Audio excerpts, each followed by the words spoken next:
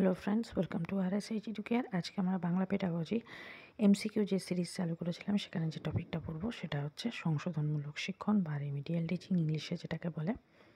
তো এর আগে আমরা এই টপিকের ওপর ডেসক্রিপটিভ ক্লাস করিয়েছি। যারা যে ভিডিও দেখোনি তার লিঙ্ক আমি ডিসক্রিপশনে দিয়ে দেবো, সেখান থেকে তোমরা দেখে নিও। এর পাশাপাশি আই বাটনে এমসিকিউ এর যে প্লেলিস্ট আছে সেটাও দেওয়া থাকবে, সেখান থেকে চাইলেও তোমরা টপিকগুলোর এমসিকিউ করে নিতে পারো।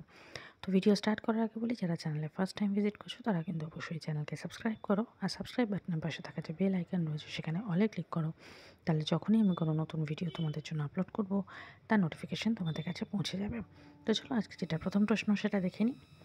কাদের জন্য এই সংশোধনমূলক শিক্ষণের ব্যবস্থা করা হয়? বিদ্যালয়ের সকল শিক্ষার্থীদের জন্য, শ্রেণীকক্ষে পিছিয়ে পড়া শিক্ষার্থীদের জন্য, এগিয়ে থাকা শিক্ষার্থীদের জন্য, স্কুল ছুট শিক্ষার্থীদের জন্য। সঠিক উত্তর হবে অপশান খ। নেক্সট কোশ্চেন, বারবার পিছিয়ে পড়লে শিক্ষক বা শিক্ষিকা কী ব্যবস্থা নেবেন? অভিভাবককে বিষয়টি জানাবেন, শিক্ষার্থীদের জানাবেন, প্রধান শিক্ষক বা শিক্ষিকাকে জানাবেন, নিজে শিক্ষার্থীদের সঙ্গে আলোচনা করে তার কারণ বুঝে নেবেন। সঠিক উত্তর হবে অপশান ঘ। নেক্সট কোশ্চেন, সহপাঠীরা যদি পিছিয়ে পড়ে তাহলে তাদের প্রতি কেমন ব্যবহার করবেন? তাদের উপেক্ষা করবে, তাদের সঙ্গে সম্পর্ক ত্যাগ করবে, তাদের প্রতি যত্নশীল হবে, তাদের প্রতি যত্নশীল হয়ে এগিয়ে যাওয়ায় সাহায্য করবে। সঠিক উত্তর হবে অপশান ঘ। নেক্সট কোশ্চেন, পিছিয়ে পড়া শিক্ষার্থীদের শিক্ষক বা শিক্ষিকা কী করবেন? তাদের উপর রাগ করবেন, তাদের শাস্তি দেবেন, তাদের মনে আত্মবিশ্বাস জাগিয়ে তোলার চেষ্টা করবেন, কোনো উদ্যোগ নেবেন না। সঠিক উত্তর হবে অপশান সি।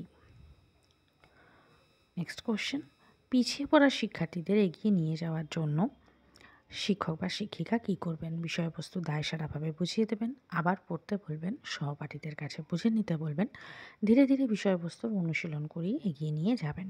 সঠিক উত্তর হবে অপশান ঘ। নেক্সট কোশ্চেন, পিছিয়ে পড়া শিক্ষার্থীদের কী করা যাবে না বা তাদের প্রতি কীরূপ ব্যবহার করা যাবে না? তাদের একেবারে ছেড়ে দেওয়া যাবে না, অবহেলা করা যাবে না, তাদের প্রতি কোনো দায়িত্ববোধ থাকবে না, তাদের উপেক্ষা না করে তাদের প্রতি মনোযোগী হতে হবে। সঠিক উত্তর হবে অপশান ঘ। নেক্সট কোশ্চেন, পিছিয়ে পড়া শিক্ষার্থীদের এগিয়ে নিয়ে যাওয়ার জন্য কি করতে হবে? সবচেয়ে বেশি দায়িত্ব কার? কী করতে হবে সেটা তো দেখেছি, কিন্তু তাদের প্রতি সবথেকে বেশি দায়িত্ব কার? পিতামাতা, অভিভাবক বা পিতামাতা, যে কোনো অপশানে আসতে পারে, শিক্ষক বা শিক্ষিকা, বন্ধু বান্ধব, সকলেই। সঠিক উত্তর হবে কিন্তু অপশান ডি। এক্ষেত্রে যদি সকলে অপশানটা না থাকে তাহলে কিন্তু সেক্ষেত্রে কিন্তু অপশান হবে শিক্ষক বা শিক্ষিকা। কারণ একজন পিছিয়ে পড়া শিক্ষক বা শিক্ষার্থীকে এগিয়ে নিয়ে যেতে সবথেকে বেশি দায়িত্ব থাকে শিক্ষক বা শিক্ষিকার। এখানে একটা জিনিস ভুল হলো, এখানে এখানে যেহেতু সবথেকে বেশি বলেছে তাহলে কিন্তু উত্তর হবে শিক্ষক বা শিক্ষিকা। যদি এর সবচেয়ে বেশি না থেকে শুধু থাকতো যে পিছিয়ে পড়া শিক্ষার্থীদের এগিয়ে নেওয়ার জন্য দায়িত্ব কাদের, তাহলে কিন্তু হতো অপশান ডি।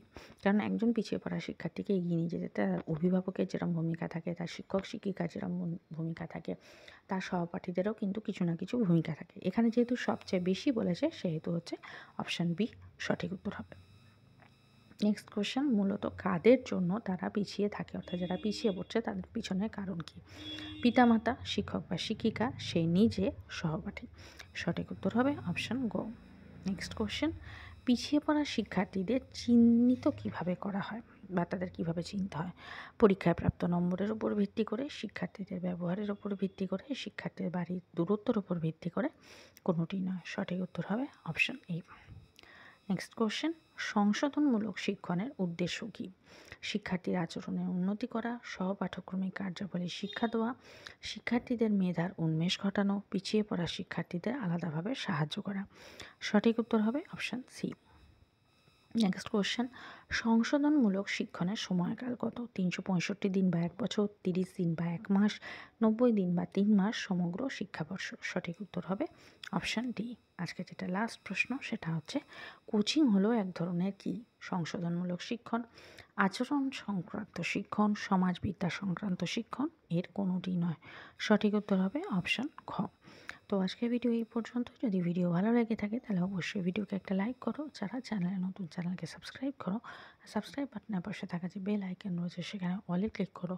তাহলে যখনই আমি কোনো নতুন ভিডিও তোমাদের জন্য আপলোড করব তার নোটিফিকেশন তোমাদের কাছে পৌঁছে যাবে।